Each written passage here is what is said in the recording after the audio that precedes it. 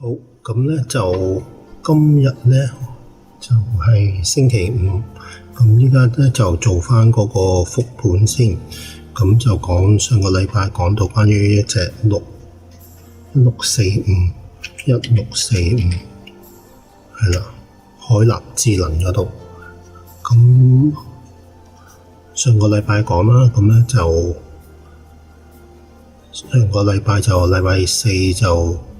禮拜五就休市啦，跟住就禮拜一就開始跌落去啦，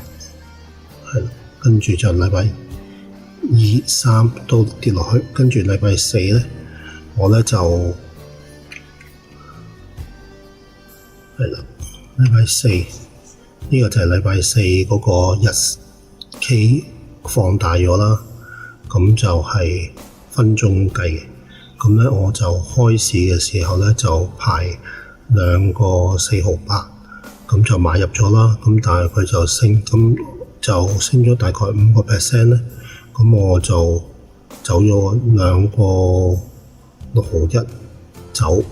咁諗住佢會回一回啦。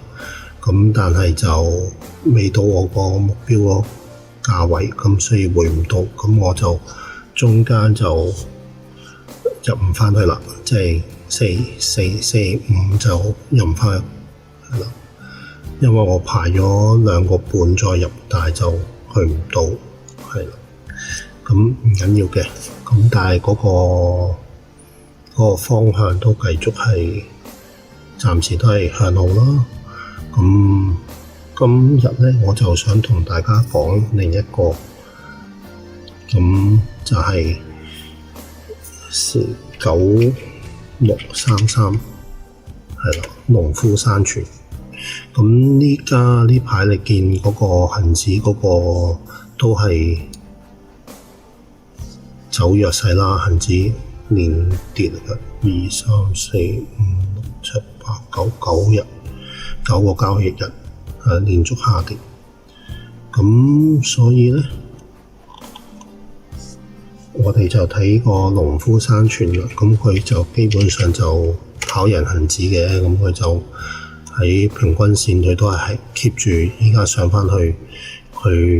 30天啊、20天嗰啲平均線都係企住或者跌咗少少啦，但係就冇恆指咁誇張嘅。咁但係點解嗰個會去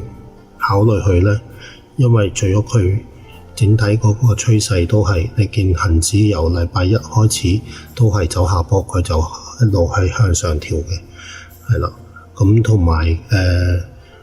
喺我哋嗰個指標嗰度啦 ，OK， 喺我哋嗰個指標嗰度咧，你見到有2個嘅 happy face， 即係有主力資金連續喺星期三同埋星期四都有主力資金入去。所以呢個係一個好嘅趨勢啦，同埋你見到佢持續都係喺上落健康咁樣，係咯。咁嗰個買入嗰個信號都係健康嘅，係，所以呢個我哋會考慮啦。咁如果你見佢今日星期五就回咗少少嘅，咁所以我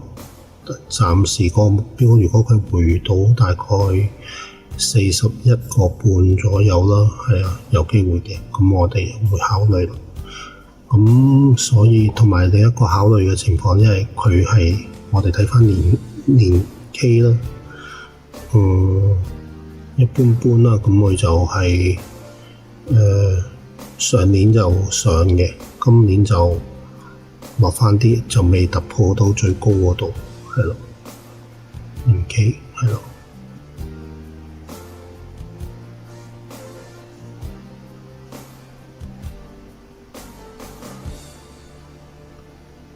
咁呢個就係我哋會考慮啦，因為同埋佢唔單止有2個嘅信號，唔單止有2個話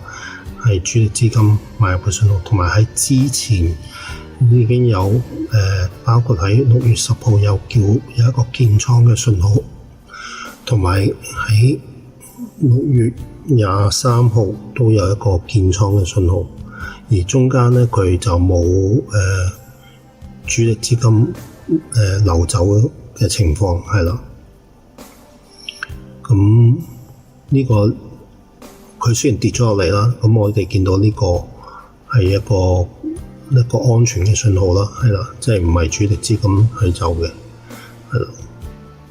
咁所以整體嚟講，佢都係資金流入比較多喺呢個位置，所以我哋都暫時會觀望佢，如果回翻去大概41.5度，跟住我哋目標，你見佢每一次上升都接近都可以去到44嘅，咁所以我哋都樂觀睇會唔會44.5，係啦，41.5同44.5，即係有3蚊嘅 differences， 係，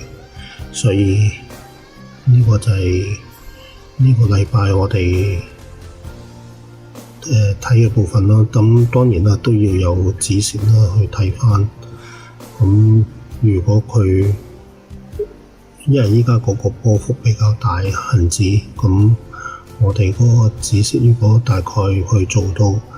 39、40蚊，係啦，大概40蚊度止蝕。咁呢個就係呢個禮拜嘅分享啦。咁如果大家有咩意見都可以留言，或者如果支持嘅可以都 subscribe 同埋俾個 like，多謝大家，係啦。